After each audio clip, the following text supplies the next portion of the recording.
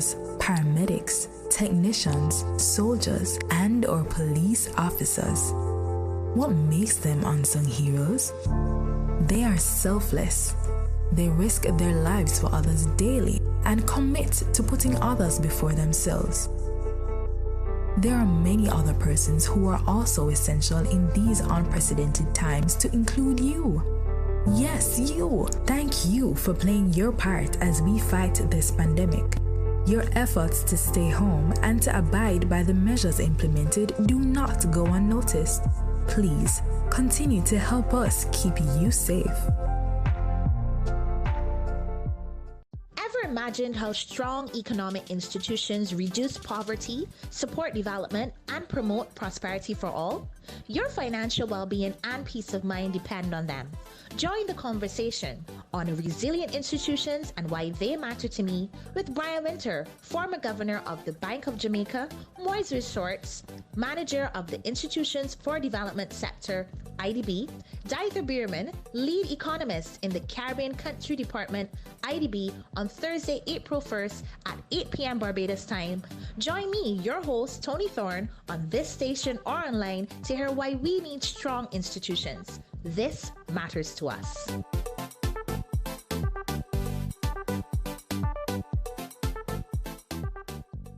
Here is a special parenting message brought to you by the National Family Planning Board, 5 Sylvan Avenue, Kingston 5.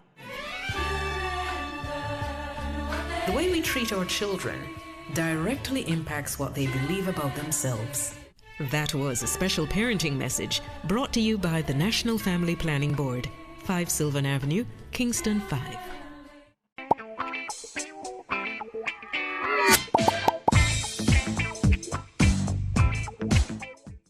Role of the DRF in violence prevention in our society is to mediate. We believe that mediation is really a very good thing in terms of resolving disputes at the court level, at the parish court level, and at the Supreme Court level. Now, let me tell you about some of the matters that may come at the parish court levels. You and I live in a tenement yard and a fight. We report the matter to the police, it goes to court. The judge may say, well, you know, you are just probably a teenager. Go to mediation and see if you can get a settlement. Because if you can agree, then you won't have a criminal record. We urge everyone, all our offices, come to our offices, no matter how simple the matter may be. Come to us, we have persons who are trained.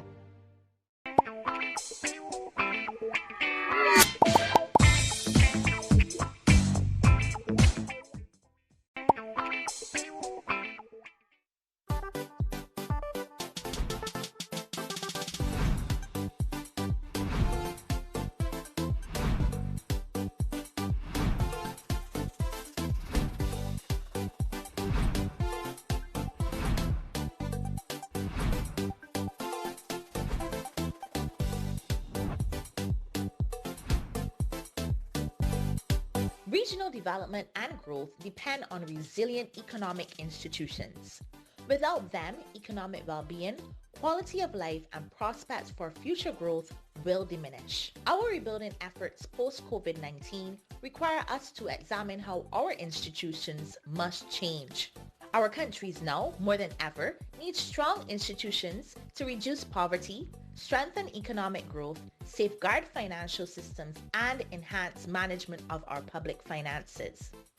Tonight, we discuss the value of these institutions and how they underpin our development, provide greater predictability, and position us to withstand economic shocks. In essence, how they can solidify our economic well-being. With our panel, Brian Wynter, former governor, Bank of Jamaica, Moises Schwartz, manager of the Institutions for Development Sector of the Inter-American Development Bank, Diether Beuermann, lead economist in the Caribbean Country Department of the Inter-American Development Bank, and authors of an IADB publication on which we base our discussion tonight.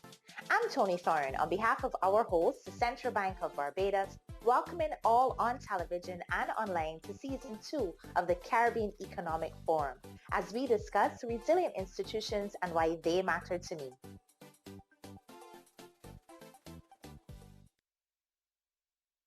Good night and welcome to all of our viewers across the English-speaking Caribbean. My name is Tony Thorne and I'm elated to be your host for tonight's Caribbean Economic Forum, which is brought to you by the Central Bank of Barbados. I'm joined by a distinguished set of panelists. We have Mr. Brian Wynter, former governor of the Bank of Jamaica, Mr. Moises Schwartz, and Mr. Diether Beuermann, both from the IADB and authors of the new book, Economic Institutions for Resilient Caribbean. Good night, gentlemen. How are you? Good evening. Good evening. Pleasure, Very Tony, nice to to be be here with you tonight. Thank you for joining me and thank you for joining us across the Caribbean region. I'd like to go straight into our conversation and to give our viewers some level of context. Mr. Schwartz, I'll start with you. Can you please explain to us what exactly is a resilient Caribbean institution and why should it matter to the average Caribbean citizen watching the show tonight? Thank you, Tony. Well, let us start defining institutions. And basically what we do in this new publication is to define institutions as the rules and organizational arrangements that govern the design and implementation of economic policy. So what do we mean by this? Institutions are basically all the formal or informal existing arrangements that govern the way in which we interact with other individuals, what we call the rules of the game. And these apply not only to economic policy, but also to all the arrangements that dictate the way individuals interact with each other. For economic policy, it refers to the arrangements through which economic policy is implemented. So why institutions? Because the evidence all over the world is overwhelming on the fact that sound and stable institutions are a key element for better prospects for development, economic growth, and employment. And why should these economic institutions matter to the average Caribbean citizen, Mr. Schwartz? Well, by setting the rules of the game, you provide more certainty, more predictability to economic policy. Citizens, entrepreneurs don't want to be surprised by economic shocks. So the more certainty you can provide to economic policy making, so the better prospects for employment, the better prospects to invest and engage in economic activity, and all of this provides opportunities for employment. Thank you so much, Mr. Schwartz. Mr. Beuermann, a few years ago you wrote with Mr. Schwartz your first book, well, the first book of this series, Nurturing Institutions for Resilient Caribbean. This new book, Economic Institutions for Resilient Caribbean, very interesting read, by the way. What's the difference? Why the need to write this new book? And what are some of the key tenets of this book? Yes. Good night. Thank you very much. So as you correctly mentioned, our first book on the topic in general of institutions was the one we published in 2018 and entitled Nurturing Institutions for a Resilient Caribbean. That first book analyzed a broad spectrum of institutions, including political institutions, including rule of law institutions. It also included human capital development related institutions, and also included a subset of economic institutions. That book had a wide breadth, but it didn't go very into the details of each institution. But one of the main findings of that book, by analyzing a whole range of all these different institutions that I have just mentioned, is that in particular economic institutions had ample room for improvement in the Caribbean. And therefore that initial book motivated going more into detail in the analysis of economic institutions, and that gave birth to this new publication that we're discussing today, which is basically focused on economic institutions related to fiscal management, monetary policy, and financial regulation and financial access. Thank you so much, Mr. Beuermann. I'll turn my attention to you, Mr. Wynter, joining us from Jamaica. Mr. Wynter, you are former governor of the Bank of Jamaica. What are some of the structural challenges that you would have seen in Jamaica as it relates to economic resilience? Well, thank you very much for having me on this panel. It's very good to be here. I think this is what we faced in Jamaica was a challenge where doing the right thing in terms of the technical work of the institutions did not happen for a long time. Probably because the will from a political level, and I would say more broadly in the public, wasn't there to do those things. So a deep crisis brought the opportunity, and the leadership took the opportunity, leadership of the country over the last 7 or 8 years now. And the difficult things were done to reform the structures in the economy, in particular the macroeconomic institutions, the fiscal policy space and the monetary policy space, as well as in financial regulation, as Diether just pointed to those areas. I think, though, there's a second thing that was very important, and I would say essential, in trying to deal with the structures, as you raised the question, Tony, and that is that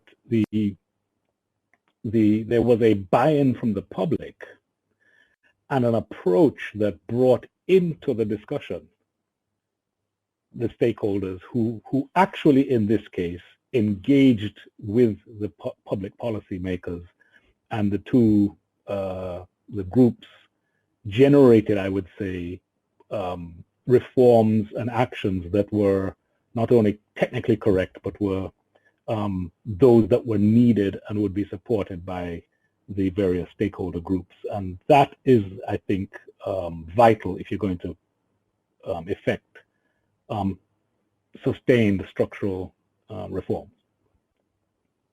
Thank you so much, Mr. Wynter.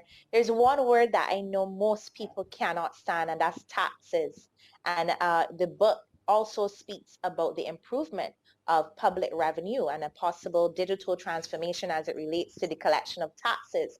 We heard about 2 weeks ago, Christine Lagarde, who's the president of the European Central Bank, say that within the last year, we've seen a digital transformation that under normal circumstances would have taken 7 years. So what are some of the improvements that we can see throughout the Caribbean as it relates to the collection of taxes, the collection of public revenue, that we the citizens, would not feel the burden of all of these improvements? And I'd ask Mr. Schwartz to address this question. Yes, thank you, Tony. This is an extremely relevant question. On public revenues, we analyze this from 2 different perspectives. One has to do with fiscal policy itself, that is the type of taxes we have in each country, and making sure the mix of taxes is adequate from the perspective of fairness, efficiency, and sets up an environment that is adequate for engagement in economic activity.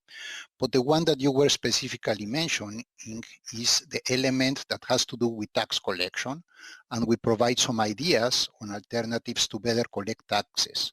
For example, to create a complete and accurate tax registration system and database, simplifying tax returns and filing, create systems for effective auditing, and raising flags when it is actually a flag to be risen. The advent of the digital economy, as you mentioned, offers new possibilities to adopt risk-based approaches, e-filing, stimulate voluntary compliance, and offer best practices on how tax administration offices should operate, and certainly make use of this digital technology. The digital identity is something fundamental that can serve many purposes, such as paying taxes or other services, as well as for financial services. An interesting example, and taking advantage of the presence of Brian here in this panel, is Jamaica, that has advanced in the establishment of their digital identification system. In terms of tax administration, Jamaica allows for the possibility of e-filing. There are many online services for taxpayer registration and tax compliance certificates, to request refunds, to apply for tax exemptions, and so on and so forth. Thank you so much. New, if we can say, are institutions that have been established in many other countries and that have been shown to be effective for the purpose that they have been created already. So when you want to translate something that could be technically sound into reality, then it comes across the satisfaction of political will and political constraint. Usually, most of these institutions, what they do is provide a set of rules under which governments kind of need to comply to facilitate a long-term perspective of development. But however, we have to bear in mind that by definition, democratic governments are usually more medium to short term, go in the more medium to the short term.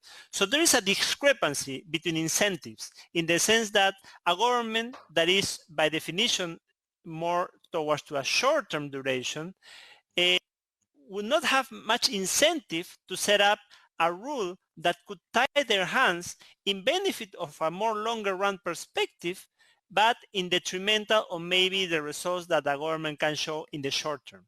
And therefore, that is the foundation for this type of institutions and rules that we need to have, as Brian mentioned, an understanding of the whole population, that this is beneficial for the whole country as a whole, beyond the current political cycle. And that's a political constraint that will need to be satisfied for these institutions to be actually implemented. Mr. Wynter, can you outline a few of those improvements that Jamaica would have seen as a result of these structural changes?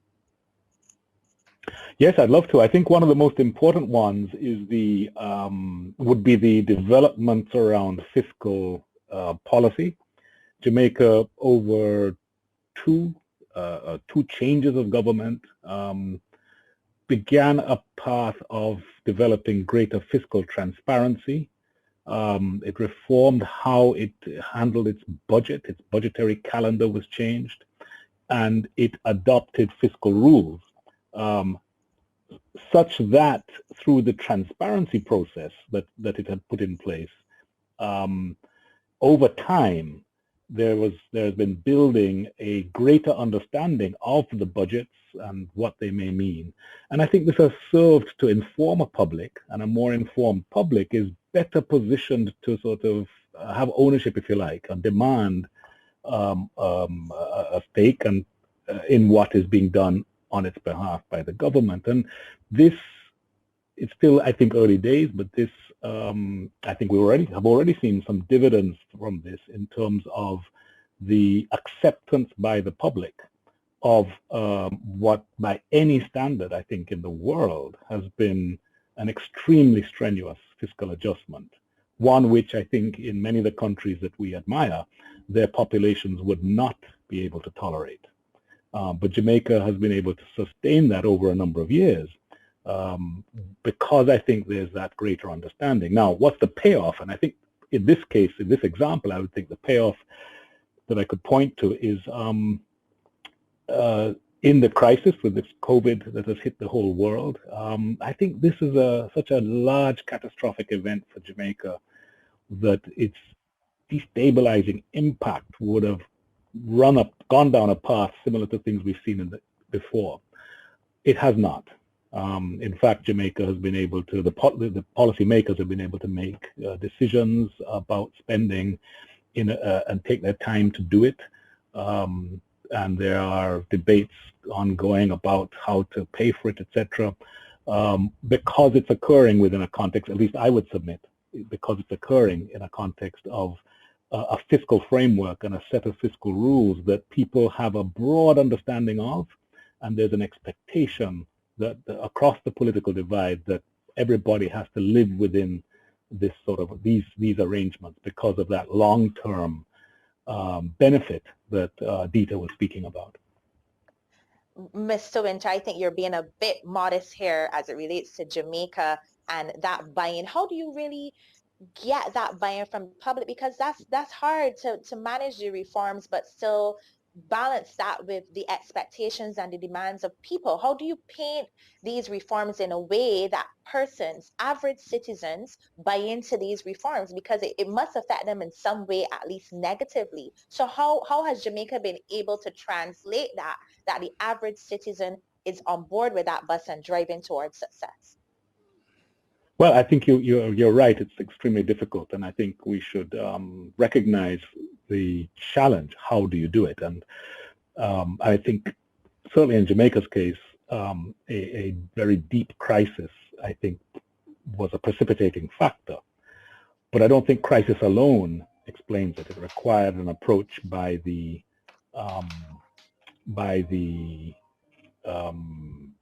political leadership of the day that would seek to manage the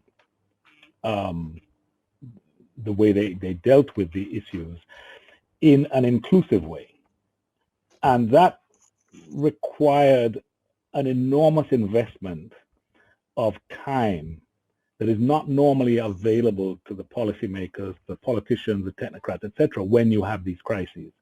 But in what I observed and participated in was a process that required this investment of time with other stakeholders that I believe personally is the ingredient that I would think best explains why Jamaica was able to succeed up to now in those reforms. That investment of time and energy by the different levels of the government, the politicians, the technocrats, and also by the private sector and other stakeholders in the public who themselves responded in a way that was the right way, I think, to engage constructively in finding a solution. So it requires a bit of an act of trust, but I think it also requires an investment of time.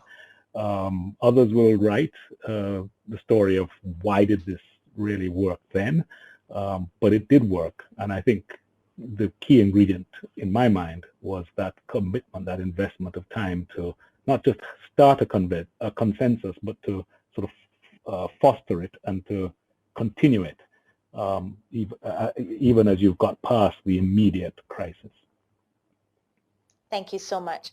We spoke about taxes. I want to bring up another word that makes people a little uncomfortable. Let's talk about debt. And my question is to Mr. Schwartz. Barbados currently has in its sovereign debt contracts some clauses which were lauded by the OECS, and these clauses allow the government to break from the agreement and not pay the principal or the interest if the government has experienced, well, the country has experienced some kind of financial or weather shock, and it's a kind of hedging against those risks. Yes, the OECS has lauded it, but I want to hear your thoughts coming from the IDB. What are your thoughts on these kinds of clauses for governments to be enacted? Well, I think there needs to be a balance between three basic elements. So the revenues that the government collects, the expenditure, and the debt. So all these hedging mechanisms, I think, are extremely useful for not only for the Caribbean countries, but for every country in the world. So in that regard, you have some clauses, and if the event materializes, so the country can go ahead and ask for the option for these clauses to be taken into consideration. So I would say that the working on the three fronts, debt, revenues, and expenses would provide a fiscal environment that authorities need to make sure that brings them to a better position. On the fiscal side, let's say on the revenue side, you need fairly systems without leakages.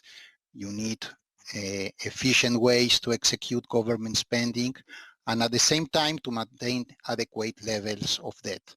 So the three together, I think, would having the three together in kind of a strategy that makes sense would put an economy on a better path for development.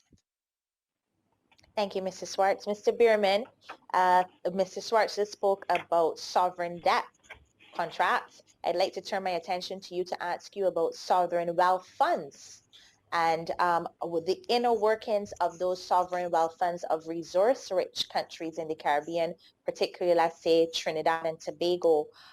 How do those work? What's the operations behind those sovereign wealth funds? Great. Just to have more clarity on what I would refer by a sovereign wealth fund, if you take it to a household level environment, basically a sovereign wealth fund will be a savings account, right? Imagine you in your household, you have a rule that you will not spend more than 80% of your revenue. So you are saving 20% of your revenue each month, and that that savings will go to a savings account, right? That's precisely what a sovereign wealth fund will be if you take it to the national level. And these are specifically relevant, as you mentioned, for resource-rich countries. Why? Because countries, for example, like Trinidad and Tobago and now Guyana, they will be exporting oil and gas, right? Guyana will be exporting oil. Trinidad and Tobago has been exporting commodities for a long time. And these non-renewable resources are basically priced in the international market. You can only control your cost, but not the price. So there will be good times with good prices, there will be bad times or bad prices. So what these funds achieve are to saving in the good times. When you have good prices, we have good production. So you save these funds into this account, and then you can use it in the bad times, like today, for example. Amidst the COVID-19 crisis, Trinidad and Tobago, the Heritage and Stabilization Fund, which is the oldest sovereign wealth fund existing in the Caribbean, and that is a fund that is managed within a high level of international standards of transparency. For example, it's a very good fund. It's an example in the Caribbean. Resources have been used to weather this storm of the COVID. So it's a saving. It's savings for the future, saving for future generations, and saving for bad times. That's basically what will be a sovereign wealth fund. Thank you so much. I'd like to ask, how has COVID-19 affected our economic institutions? I'd like to ask that question to Mr. Wynter. What have you seen in Jamaica?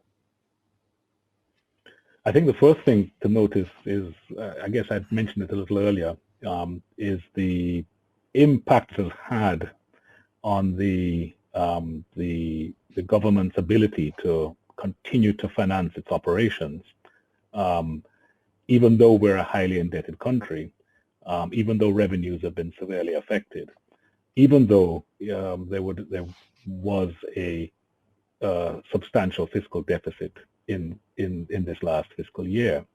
But it allowed room for minister or government to make decisions about which way to go next year and the year after, which you don't have the room to make those decisions if you did not have the sort of resilience that had been built in over the last few years, the confidence that had been built. So that's a starting point.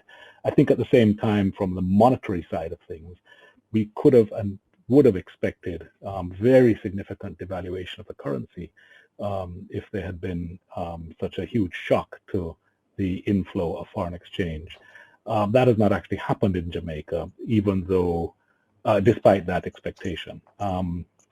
And one of the reasons for that, again, is not only the fiscal steadiness, if you like, that I would say we've got from the fiscal rules and the prudent, responsible fiscal management over the last several years, but also because we've had much more clarity about what the central bank is doing. Its focus on inflation. It's been able, I think, to convince more and more of the public that that is what it's focused on, and this has created some space for there to be more flexibility in the exchange rate, without that generating the sort of massive devaluation that, as I said, you might have expected, given such a drop in the foreign exchange inflows coming from the tourism industry being so badly hit. Thank you so much.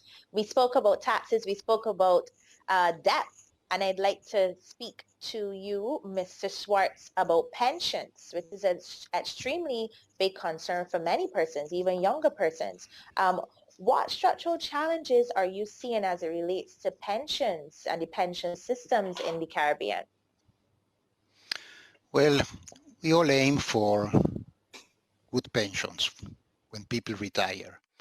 And I should mention that in the Caribbean, adults aged 65 and over will constitute 20% of the population of Caribbean countries by 2050, more or less, as opposed to about 90% that we observe today. So population aging will certainly put pension schemes in the Caribbean under increased pressure in the coming years. Caribbean countries in general maintain what we call pay-as-you-go pension systems. So these are pensions paid out of the current contributions of active employees. And these systems are financially sustainable in countries with a high proportion of working people in the total population. Countries all over the world have adjusted their pension schemes in order to anticipate these demographic changes and be prepared for the future and be able to offer adequate pensions to their citizens. So these difficult issues are not resolved by themselves. And those issues are difficult and might not be of immediate urgency.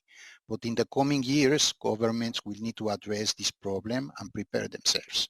We have already seen some countries all over the world anticipating these events by increasing workers' and employers' contributions. So, some have increased the age of retirement, others have adjusted pension benefits for civil servants, and others have complemented their pension schemes with additional modalities to cover a larger share of the population.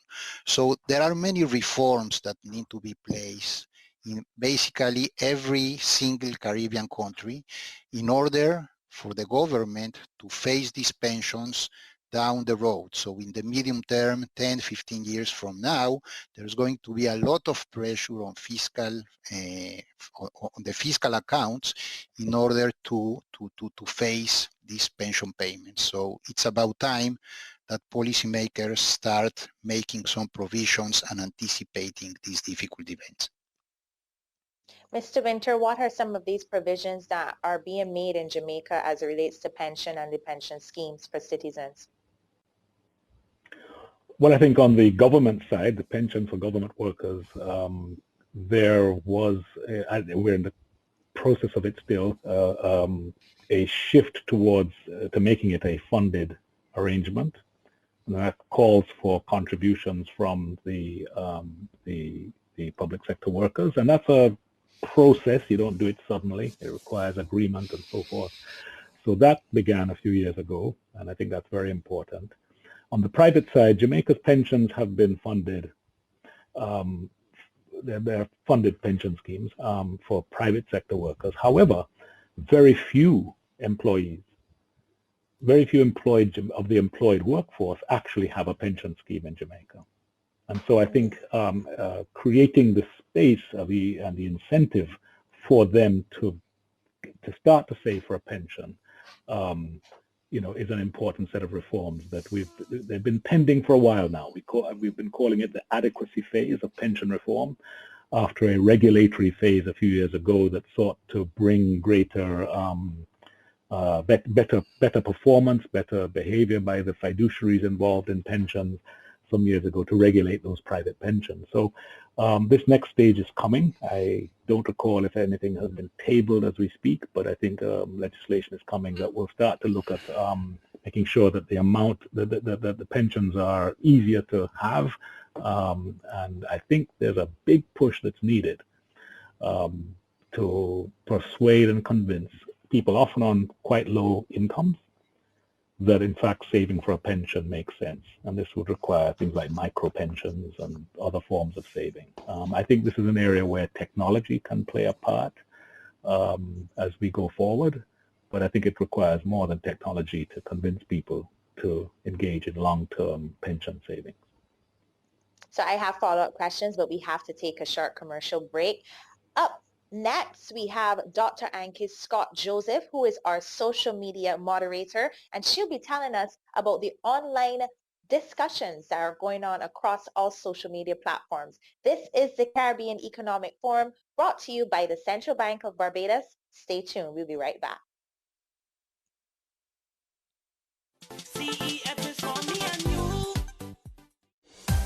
Jamaica, home of the resilient, passionate and hard-working. A people and a nation who have achieved and defied all odds, working to keep their economy growing, their country thriving, from investments made in innovative opportunities and exports demanded globally. We have a vision, now within our grasp, where Jamaica becomes the place of choice to live, work, raise families, and do business. We will not let go of this vision. We will grow. We will overcome these challenging times and look to the future with hope and positivity. These are special times. The world as we know it has changed, but home will always be in our hearts. And in Jamaica, you can always find a home.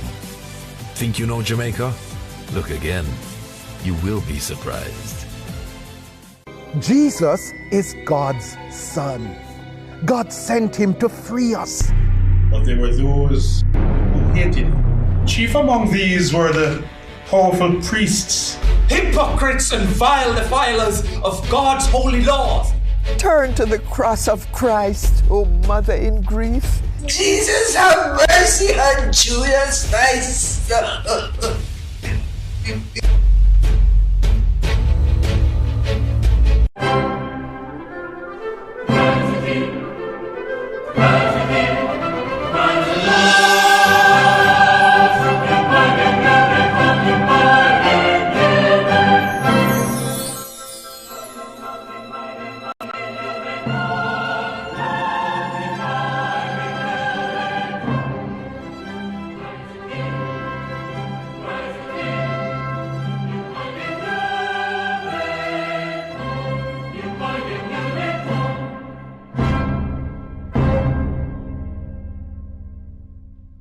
We work to make communities safer by essentially looking at the structures in the community that contribute greatest to social capital building.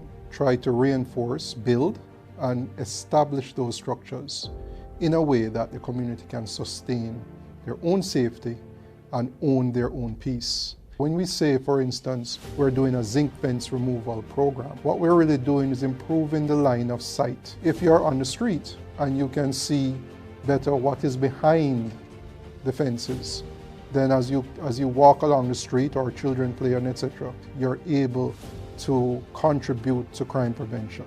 We believe in terms of our mandate and our responsibility that by making communities safer, we can make Jamaica safer.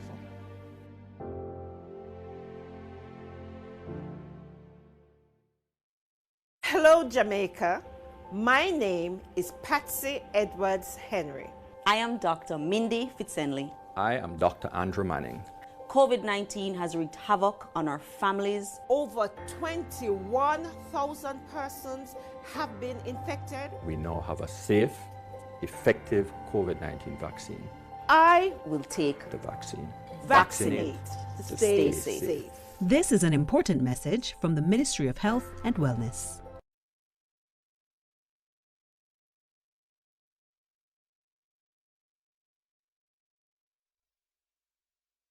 Welcome back, and this is the Caribbean Economic Forum brought to you by the Central Bank of Barbados. My name is Tony Thorne, and I'm your moderator. Allow us to go to Dr. Anki Scott Joseph, who is our online moderator. Anki, what is the discussion across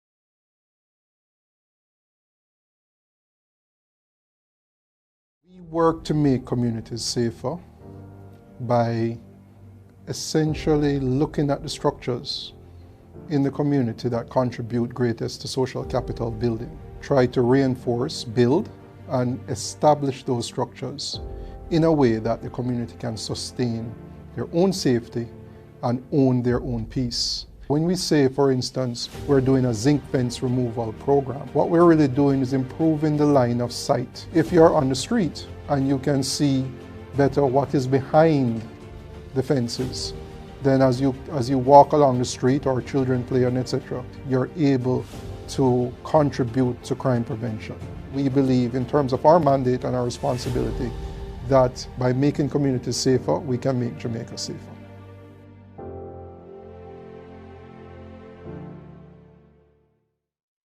Hello, Jamaica. My name is Patsy Edwards Henry. I am Dr. Mindy Fitzenley. I am Dr. Andrew Manning. COVID-19 has wreaked havoc on our families. Over 21,000 persons have been infected. We now have a safe, effective COVID-19 vaccine. I will take the vaccine. Vaccinate to stay safe. This is an important message from the Ministry of Health and Wellness.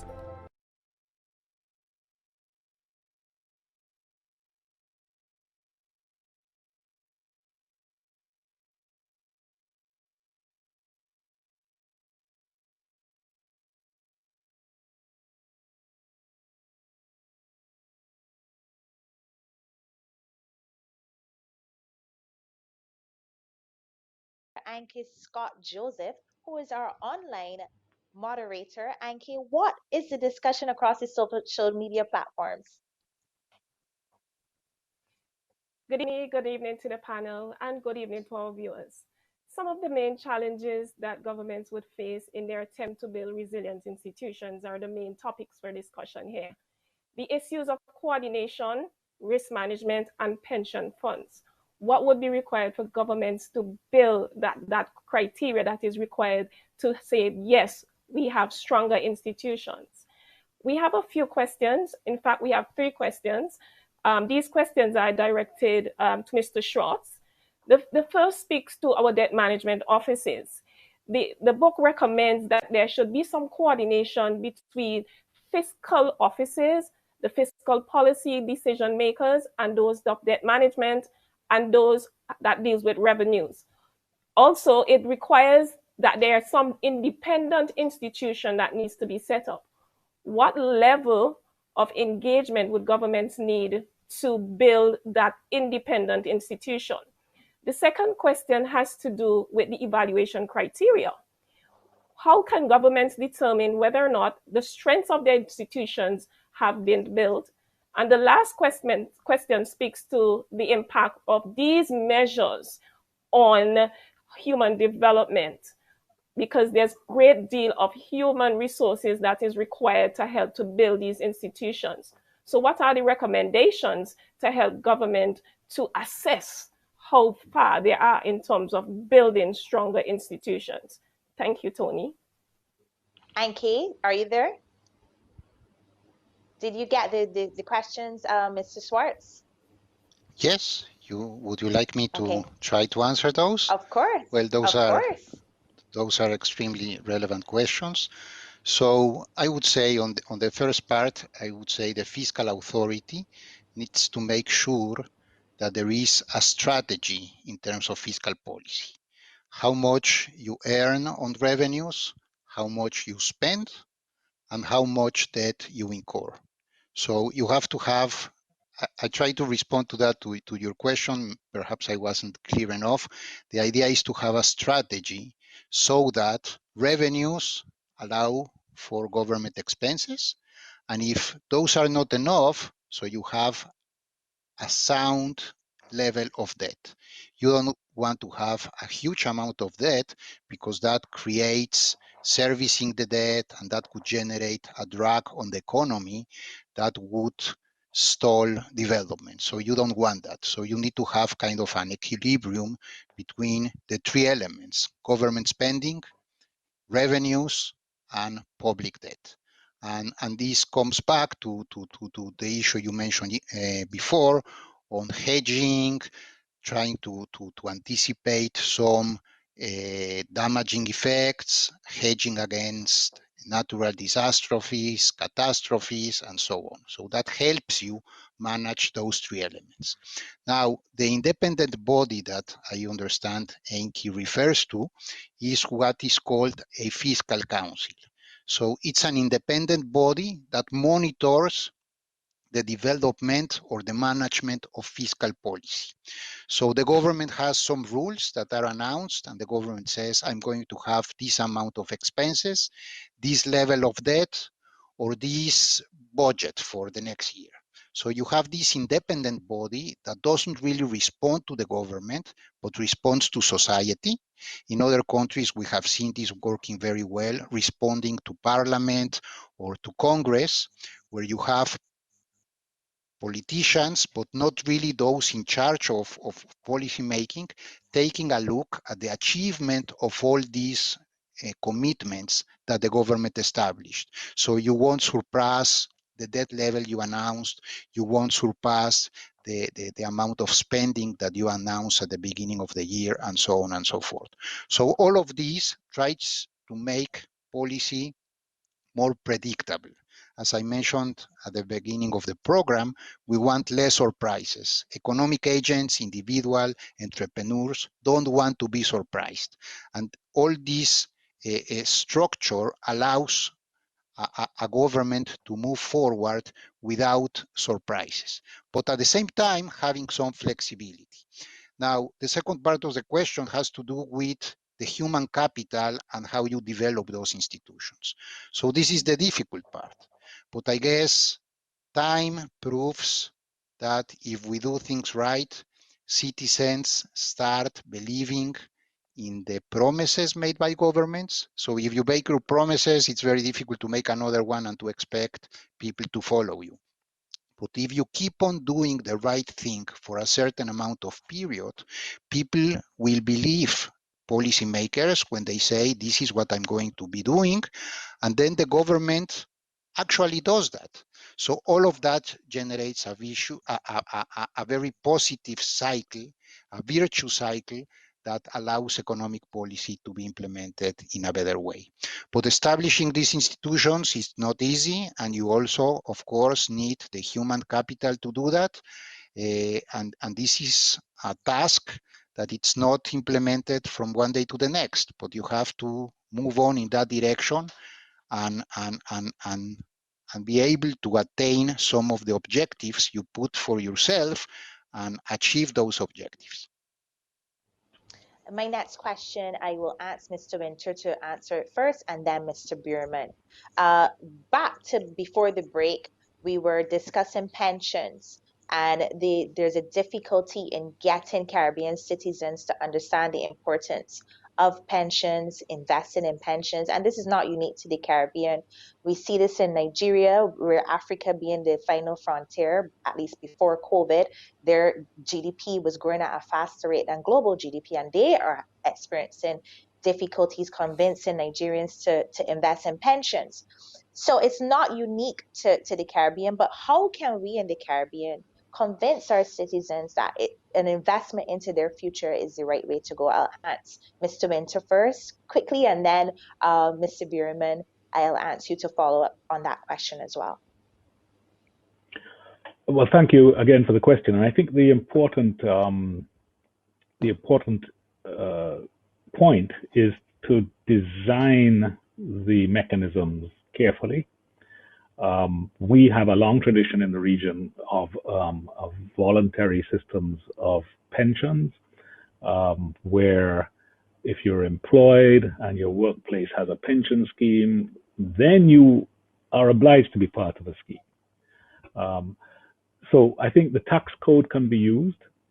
I think that creating more flexible arrangements, like in Jamaica, we have approved retirement schemes, which are sort of a bit like individual pension arrangements, but done with financial entities that group them together and run pretty much like a pension fund. I think there are other mechanisms that can be used, instruments that encourage pension investing. I think there has to be education. And I think at the end of the day, there are incentives that can be used to encourage employers to provide for pension arrangements. But it will take some time. And I think part of this is not just about unwillingness, it's about whether one can, when people are very, very poor, it's very difficult to be able to save for anything, let alone a pension. So I think we have to grapple with those realities as well. Mm-hmm. Yes. Mr. Beuermann, what is your opinion on this? Yes, so as you correctly mentioned, and it has been mentioned here, the issue of, in general, saving, not the optimal saving rates, is not unique to the Caribbean. This is observed across the world. So in general, it has been shown in different studies that people usually don't save as much as they could potentially save. Okay, and this is explained because on average, the average person is more myopic than what would be optimal to observe, right? So people are thinking more in the short term rather than in the long term. Okay, so that's typical of everywhere, right? And when we're discussing savings for a future retirement, is even more severe the problem than like saving, for example, for some asset that you would like to buy in 5 years. Okay, so and here it comes a lot of the development of behavioral economics. So it has been shown that, for example, defaults matter, right? When you give the option, for example, to employees working in a formal firm, whether to save more than what is mandated or not, when you give that option, usually most people don't take that option on average. So, but it has been shown that if the default is to save this additional, and you are free to go and file a form where you say, I don't want to save more, then people don't do much either. So basically, default matters. That has been shown by behavioral economics. When you put a default or something, people usually don't take the time to change that default. So if you put a default savings rate, including the optional one that you will make it optional, usually you don't observe people taking out the default. So that's a lesson for behavioral economics. In addition, there are people who doesn't work like for a fixed firm and where they are being discounted a percentage of their salary towards a retirement fund. And this is true a lot in Latin America, for example. And this is also very applicable to Jamaica, where almost about 50% of the economy is what we call informal, in the sense that they are not workers of a company where they are contributing to the NIS or the National Insurance Scheme each month. So they may be taxi drivers, for example, and this is a lot common in Latin America. There have been some initiatives, very innovative, by the IADB Labor Markets Division, where they have, for example, piloting optional little by little savings when, for example, taxi drivers go and fill the gasoline to their cars. So they give the option, do you want to put $1 more for your retirement fund? And they have a unique ID and they do it. And it has been shown that people are saving more in that way. So it's basically making it easy and convenient for people to save using behavioral economic insights towards a goal that people might not have in mind now, and where people might be myopic now, but when it comes the time of retirement, then people realize that they would have liked to save more, but in the present time, this present bias that people have in general in all the world doesn't allow you to save now for something that in the future you would like to do. And this is a whole issue in behavioral economics, and there are many innovative ways to try to people overcome this bias that is inherent to human beings. Very interesting. We have a question on WhatsApp. Let's go to that. In the case of Jamaica, how much of the increased collection of revenues / taxes was due to a broadening of the tax base versus an improvement in compliance and or reduction of evasion by existing taxpayers? I take that question to Mr. Wynter. Well, I think that in fact separating those is difficult, and when you say broadening the tax base, what we were doing in Jamaica was lowering tax rates as well.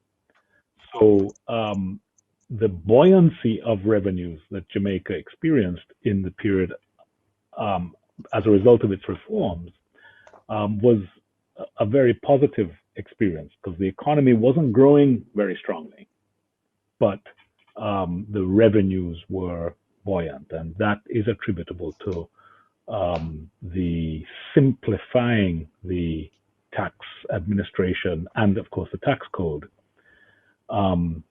and reducing tax rates in a context of a broadening of who would be paying taxes. In fact, that led to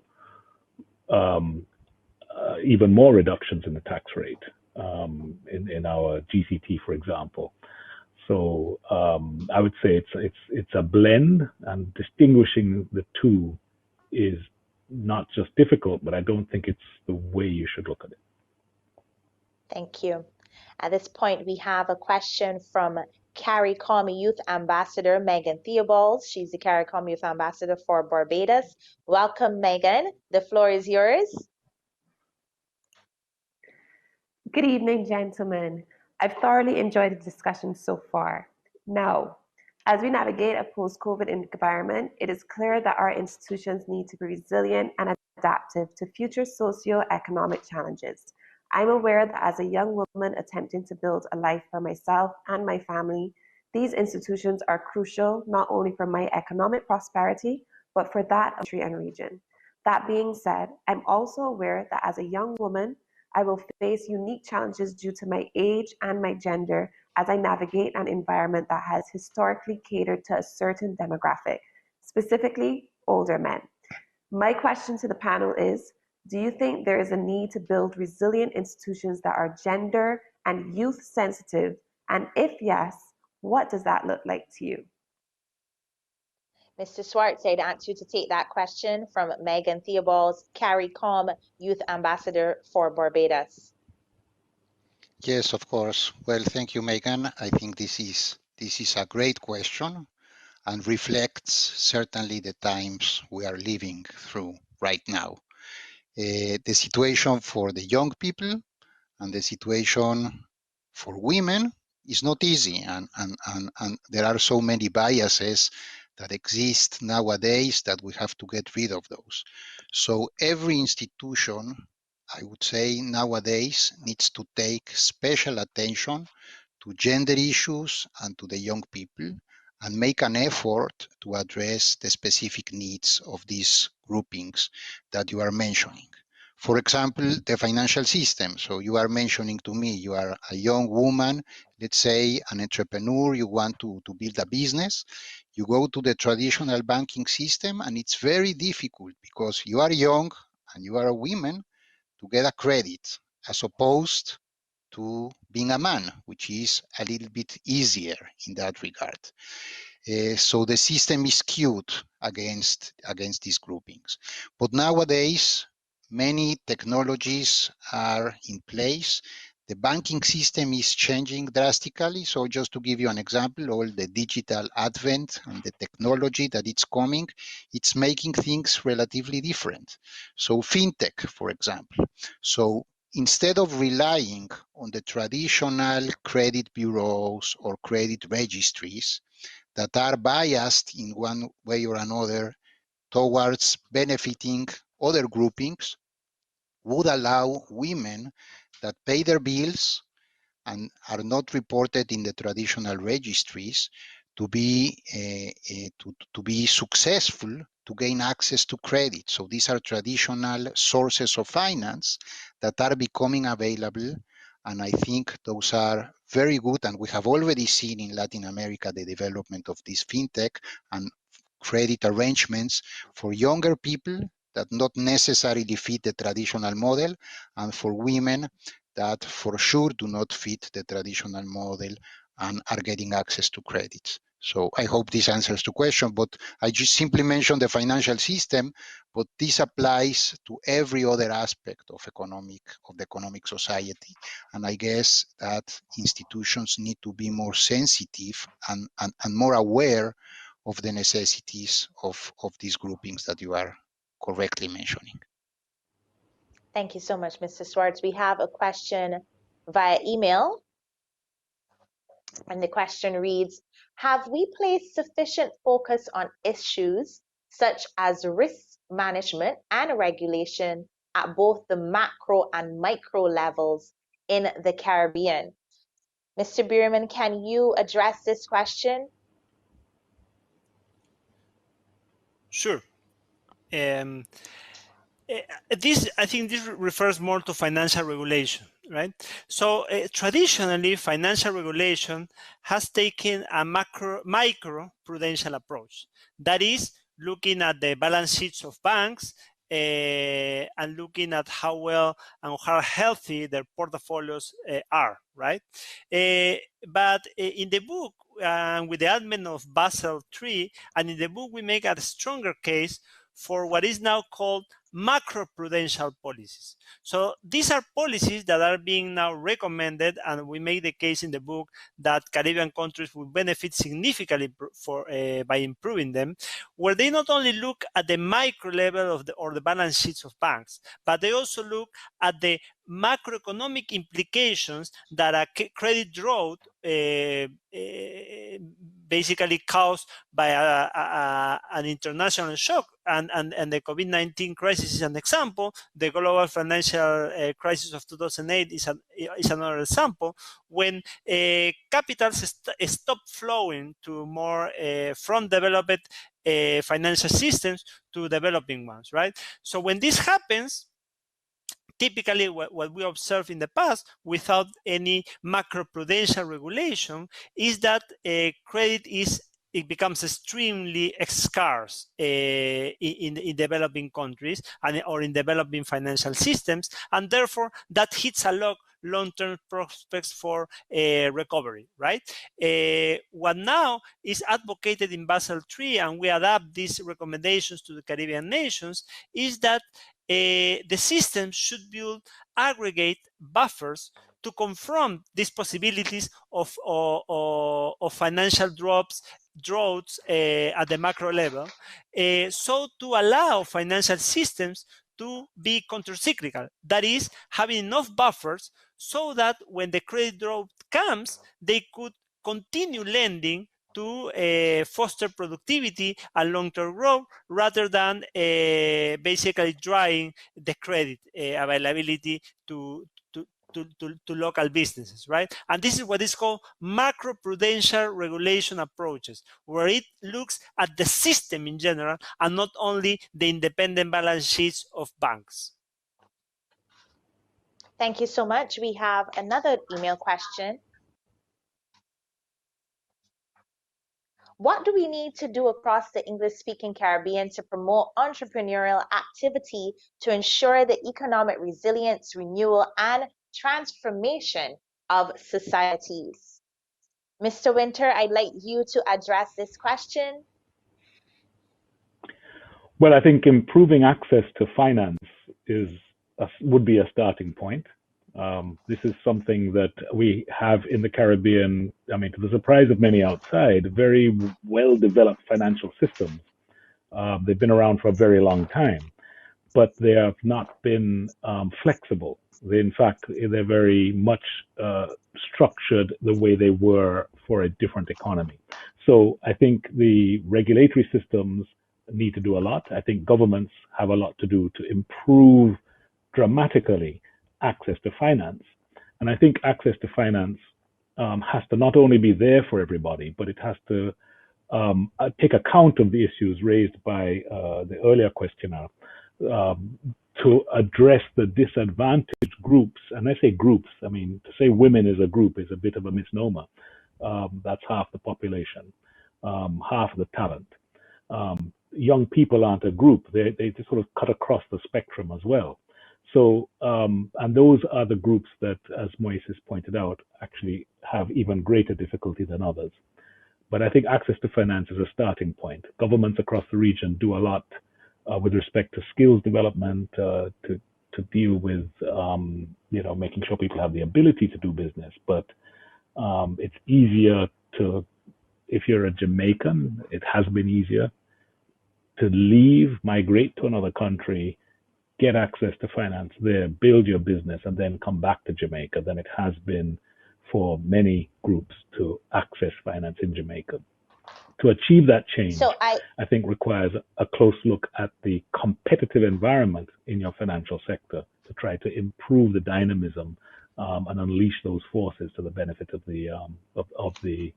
those who are looking to do business and build businesses. Okay, so you mentioned a lot of keywords here. I'm going to go back to Mr. Schwartz. You spoke about dynamism, you spoke about young people, and Mr. Schwartz, you earlier spoke about fintech. What is the role? I mean, I heard 2 days ago that by the end of next year, a Bitcoin will be worth a Lamborghini. What is the role for cryptocurrencies in the Caribbean as we look at, constantly digital transformation within the financial sector and making financial inclusion a priority? What really is the role for cryptocurrency within the Caribbean region? Well, I would emphasize the role of digital transformation, but not necessarily the role of cryptocurrencies. So digital transformation, I was referring to payments, doing payments, paying taxes, government services, fintech, which is simply accessing credit using technology. The digital transformation is here to stay. So telemedicine, teleeducation, as we have seen now because of the pandemic. So we knew digital was relevant, but having experienced more than a year of this terrible crisis, so we work from home, some of us, kids attend school from their houses. So if they are connected, that's good. It's certainly better than nothing. Of course, we would prefer kids to go to school and interact with other children and so on and so forth, but at least they are attending classes. So this is the digital revolution. This is the digital transformation. Now, your specific questions on cryptocurrency. So this is a different dimension. So my particular view is that this is something that might deviate financial systems from stability. Because what you have traditionally is a central bank issuing a certain amount of currency in order to have the economy functioning relatively well. So it's like the oil for the economy to produce and to work. Cryptocurrencies are a different animal. They do not come from central banks. They are not backed by central banks. So they have many other issues. So particularly, I don't like them. The fact that we don't like them doesn't mean that they are not evolving. And at some point, I would say, sooner than later, central banks and financial regulators in different countries and different countries will start taking a look at this very closely in order to try to regulate them, or at least for these currencies not to interfere in the adequate functioning of an economy, which is totally different from a central bank digital currency that it's also in the discussion. But this is a currency issued by the central bank. So this is what I would certainly favor. Thank you so much. We have to take a break. This is a really interesting discussion. This is the Caribbean Economic Forum brought to you by the Central Bank of Barbados. Stay tuned. We'll be right back. Jamaica and its workforce are advancing quickly. Life-changing opportunities are arising. You need training and support. We are the Renewed Heart NSTA Trust, committed to providing new and emerging skills training and opportunities. Come to Heart. We'll help you claim your place in the workforce of the future. Jamaica is a beautiful place. Our people have a beautiful spirit. But we are too aggressive, and the way we interact with our friends and neighbors, I genuinely believe that we have the capacity to deal with this problem of violence. But it's going to take all of us. It's going to take every organized group of Jamaicans that we fundamentally reject violence. Violence has no place in a modern society.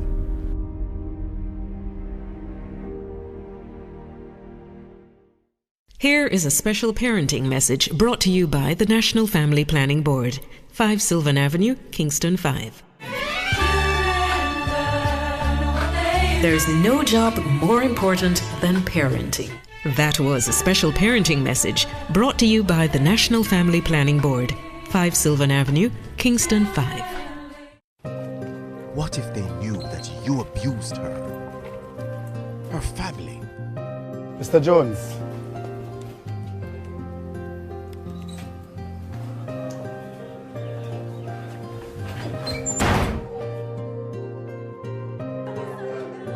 And your colleagues, how will they look at an abuser?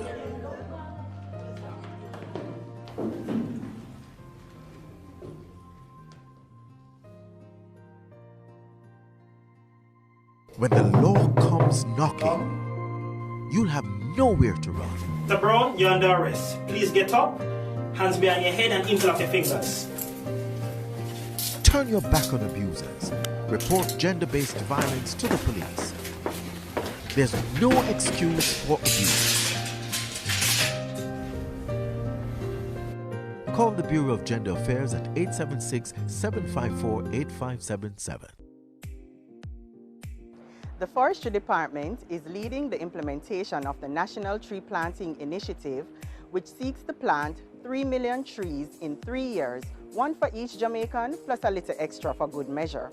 So I'm inviting each Jamaican to visit our nurseries across the island and collect your tree seedling and make your mark towards this great goal for Jamaica.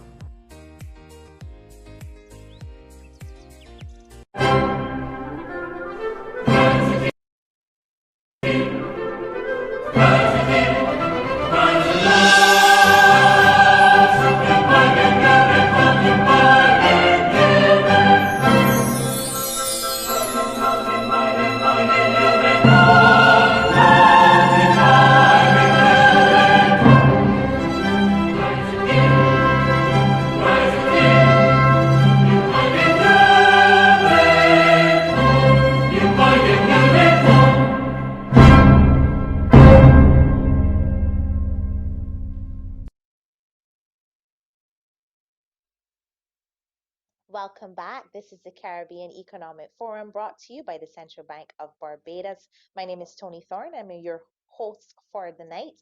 I'm joined by Mr. Brian Wynter, Mr. Moises Schwartz, and Mr. Diether Beuermann. At this time, I'd like to invite young Darian Ligley, and he is a second-year student of the University of the West Indies. Good night, Darian. Hi, good night. Thank you, Ms. Stone, and to the panel for having me. I think discussions like this are extremely important as we look to move away from the COVID era and we try to grow again. Of course, the issue of tax revenue and collection is an important one, particularly in the book, the chapter, The Nuts and Bolts of Revenue Administration in the Caribbean. We would have found that 65% of government revenue comes from this tax administration. And now I agree that digitalization should be introduced to boost efficiency. However, there is a proportion of Caribbean citizens that are not necessarily tech savvy. So my question to the panel is, how should Caribbean countries go about in targeting this proportion of citizens to ensure that the revenues are collected and to allow for efficiency and effectiveness of digitalization? Thank you. Thank you, Mr. Ligley. Mr. Beuermann, can you please take Mr. Ligley's question? Sure, yes. When we speak about digitalization, we are not only referring to people being able to pay taxes through digital means, right? Or through the computer or filing taxes online. That's one part of digitalization, which is, of course, extremely important. And the key there is to make that easy for people, or easier for people, to pay taxes online with several schemes.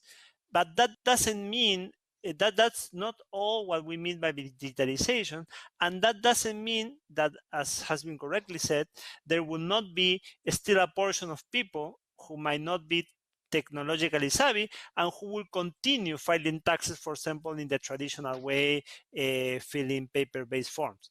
But that's only one tip of the iceberg, I would say. The most relevant part in terms of digitalization for efficient and effective tax revenue collection would come more from the digitalization of the tax agency itself. And this is what I mean by that.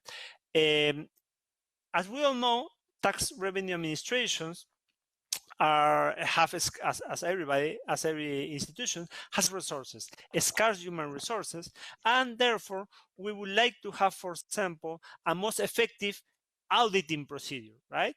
So therefore, to be most effective in terms of a tax revenue administration, you will need to go to taxpayers with the highest likelihood that you will be able to find some irregularity so that the appropriate taxes could be paid.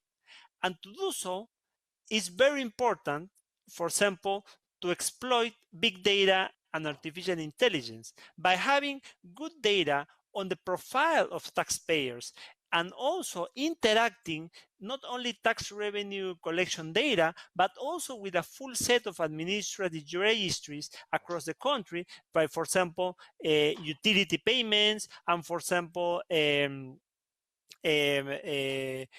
other types of payments, contributions to the national insurance scheme. You can cross across many sources of databases so that the computer can be able, and the artificial intelligence could be able to detect which taxpayers are more likely to be, for example, evading taxes, and doing auditing, targeting those taxpayers, and not doing like just random auditing that will have a lower chance of success. And this is the challenge that we also pose in the book in terms of exploiting these digital technologies, not only for taxpayers to report and pay the taxes, but also to exploit all the databases that could be used to make the auditing process of tax revenue administrations more efficient. Thank you so much, Mr. Beuermann. I'd like to go to the WhatsApp. We have a question on the WhatsApp.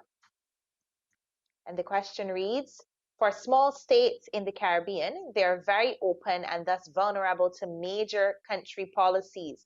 Example, monetary stimulus. What kind of resilient institutions could help in addressing this issue? And the former governor of the Bank of Jamaica, Mr. Brian Wynter, if you would be so kind as to answer that question.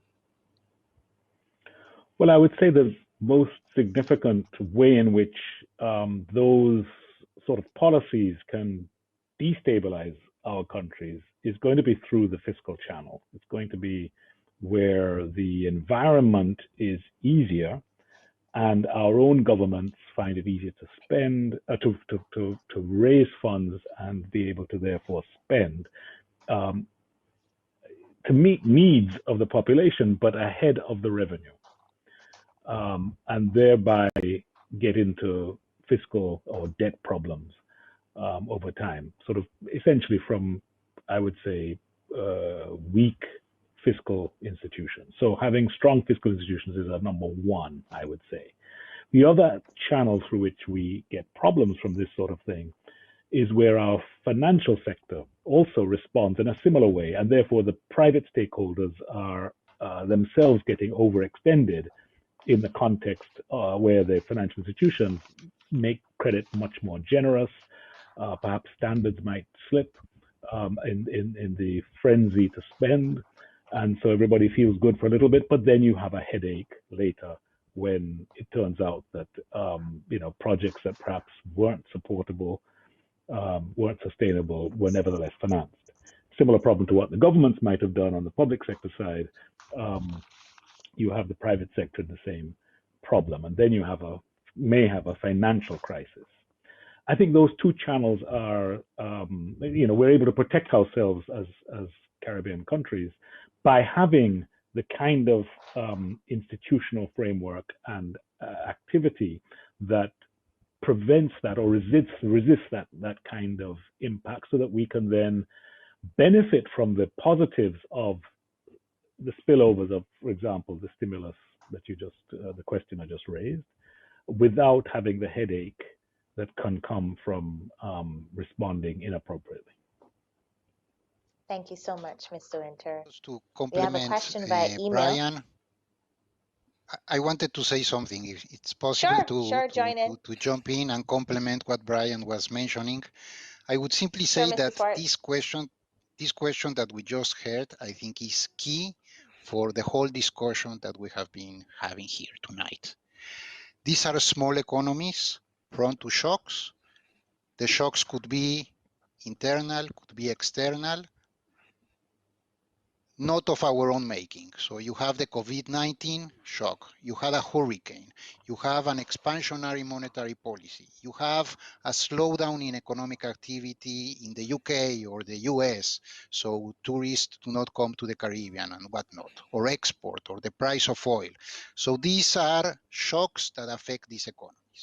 So the whole point of having strong institutions gives you a framework how to react. It's not that we are getting rid of the pandemic. It's not that we are getting rid of the shock of monetary policy from the US or the shock from the price of oil coming down and affecting the oil exporting countries. We won't be able to do that, but at least we'll have some structure to respond, an orderly way of reacting. And that's kind of a protective shield in one way or another, not 100%, but gives you a framework how to respond and to ameliorate the negative effects of those shocks. I'm sorry. Thank you so much for having jumped in. No, it's a discussion, not a problem at all. Let's go to the emails.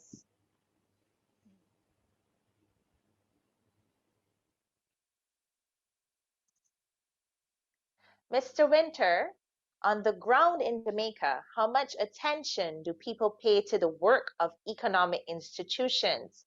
How can we get them interested when many of them are struggling to survive, if they are?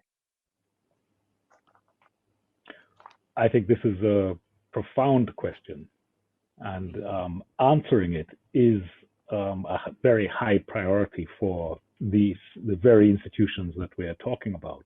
So it's not so much about making a person who's struggling to survive think about the economic institutions. It's about making sure that the things that the economic institutions do that are nearly always supposedly for the benefit of those struggling people, to make sure that those things actually are for their benefit. Now, how would you do that? And I think the point about establishing institutions, meaning a system of rules, etc., that Diether had pointed out at the beginning, is that you create an environment that is sufficiently well structured that the persons pushing the levers in those institutions understand very clearly what they should and shouldn't be doing.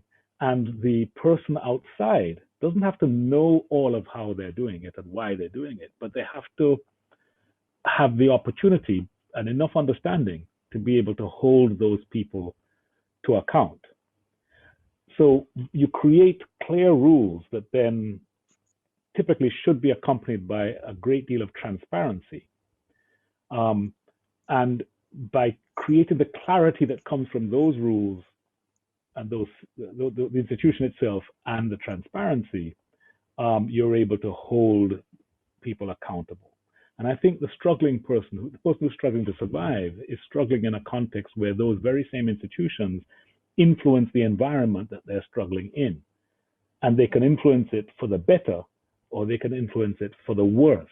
They can make it more stable, and therefore easier to do better in that struggle, or they may make it worse and be in fact become a source of the problem for the struggling person who's struggling to survive. So it's a vital question, and I think that I think, for example, this book is a good example of the effort required to bring clarity about what these institutions are doing, so that ordinary people can understand it if they take the trouble to look at it, or can listen to the programs like this that try to explain it, and other methods like this. And I think that this, over time, can build confidence and make that struggling person become more engaged in making sure that these institutions help them rather than hurt them. We have another question from the email. And this question reads, how should central banks and other regulators of the financial system operate to reduce skewed information in the financial markets? Mr. Beuermann, can you please take that? Yes, thank you very much. So the issue that is being posed in this question is the issue of asymmetric information in financial markets.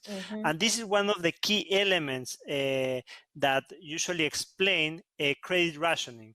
As we were mentioning before, why financial markets may discriminate, for example, against some groups like the youth or like women, right? Is because typically there's not enough information to shape a credit granting decision based on the likelihood of repayment, right?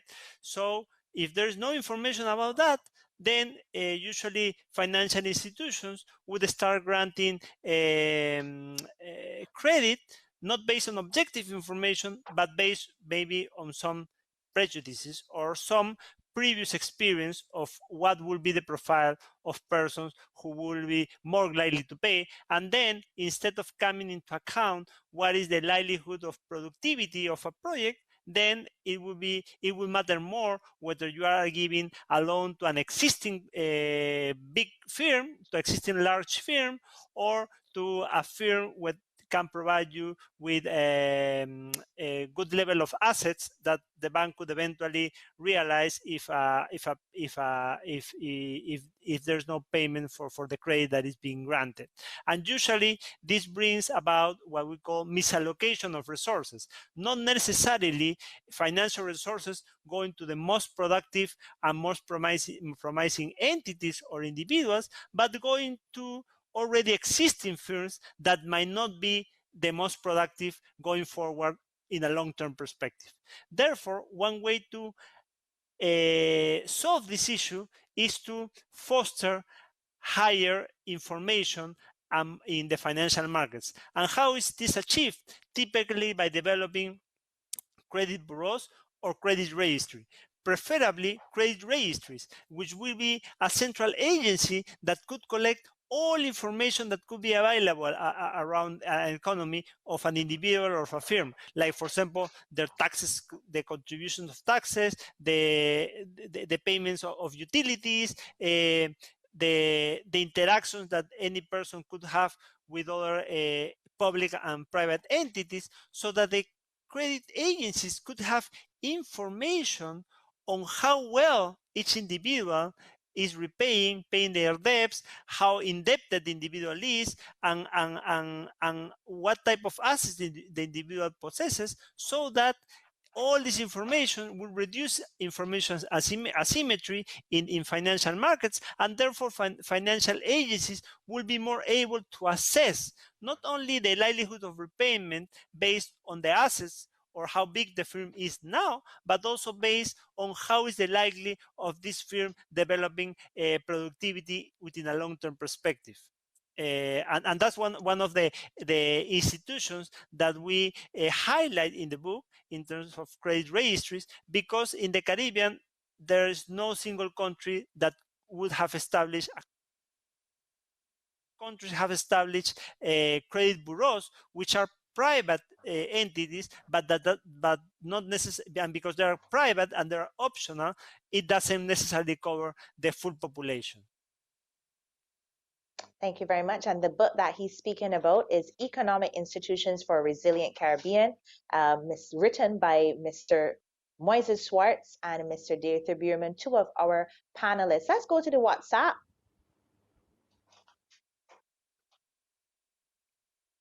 How do resilient institutions remain resilient?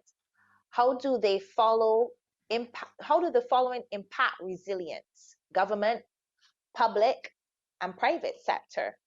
I'd ask that question to Mr. Wynter. How do economic institutions remain resilient? I think it begins with the structure of those institutions. So by institutions here again, we're talking about the rules that establish them, the law. We're talking about the procedures that they adopt. We're talking about the framework that they have. We're talking about how they actually operate. Let's use that's what we mean by the institution. So to make that institution resilient, how do they remain resilient? They need to stay faithful to the purpose that they were established for. And I think they do have to pay attention, and they meaning the people who run the institution, but also the legislators and also the stakeholders, the public that has an interest. And I think practically the way that that's done is through establishing, when you start them off, establishing review processes, establishing external assessments that should be a routine part of how they operate. And I think there are other mechanisms like that that can be used to, not as the cause of them continuing to be resilient, but they tend to prompt the institutions themselves to pay attention to how they're executing their mandate. Is their mandate relevant? It can prompt them to consult more with the public and the key stakeholders. And I think when you establish institutions like that with professional people who are charged appropriately with a mandate, they themselves will tend to, as a matter of professional pride, to seek to keep renewing their institution and renewing their skills. So I think those are the mechanisms that I would think we would use to ensure that the institutions take the steps needed to remain resilient. Thank you so much. We conducted a survey across the Caribbean, and I wanted to, although we don't have much time, wanted to share the findings from this survey. One of the questions, do you believe regional economic institutions contribute to improving our livelihoods? 67% of persons said yes, 33% said no. We also asked, which economic institution in your country needs the most strengthening? All of the below got 49%, followed by social security schemes, 24%, 12% tax office, 11% financial system regulators, 3% central bank, and 1% the debt management office. We also have, which one of the following is the most important to building strong institutions in your country? 35% went to anti-corruption stroke regulatory policies, followed by greater trust and accountability. 20% went to change in culture, followed by 11% for economic policies, international trade and investments, 5%, and shared 1% each, geographic location, and self-governance. And these are the results of a survey conducted across the region. We don't have much time, gentlemen, and it has been a pleasure talking to you. If you can each give me in 1 minute your synopsis of what hopes do you have for the Caribbean region? What's your vision for the Caribbean? I'll start with Mr. Wynter, then Mr. Schwartz, and end off with Mr. Beuermann. Mr. Wynter, your 1 minute vision for the Caribbean. No, thank you very much. I would like to see greater engagement by ordinary people in the government and the public policy process of the region. And governments, I think, would have the responsibility to prompt that and make that possible. And I would also like to see our countries be places where there is universal access to opportunity. Mr. Schwartz. Yes, Tony. Well, thank you very much for having us in this discussion. My vision for the Caribbean. Well, in this new IADB publication, this book, Economic Institutions for a Resilient Caribbean, we are putting forward a comprehensive reform agenda that we believe has the potential to improve lives in these countries. But we understand that reform is difficult, and each country on its own, policymakers and citizens need to decide on how to move forward. We are providing here a policy agenda that can make things better. Basically for macroeconomic stability, and macroeconomic stability is essential for business and investment to take place, and hence employment for individuals. Economic institutions are in charge of setting the stage for a stable economy. And we have seen discrepancies in growth and development around the world can basically be attributed to many different factors, but institutional quality has been identified as a key component in determining the patterns of prosperity. Hence our emphasis on taking up this important agenda. Thank you again. Thank you. Thank you, Mr. Beuermann. 30 seconds before we wrap. Your vision for the Caribbean. Sorry, I had to steal your 30 seconds. No problem. So thank you very much. And my vision will be a region that improves life and livelihoods through policy decision making, each time more based on evidence. And today we're speaking about economic institutions, but we could also speak about education, health, and so forth. And more taking decision based on evidence will increase the likelihood of the success of these policies in benefits of the people of the long term. And that's my vision for the Caribbean. Thank you so much. This has been an empowering and enlightening conversation. Thank you, gentlemen. Thank you to all of our viewers for joining us for this, the first episode of the Caribbean Economic Forum, which has been brought to you by the Central Bank of Barbados. It has been my immense pleasure being your host for the night. My name is Tony Thorne. God bless you. Good night.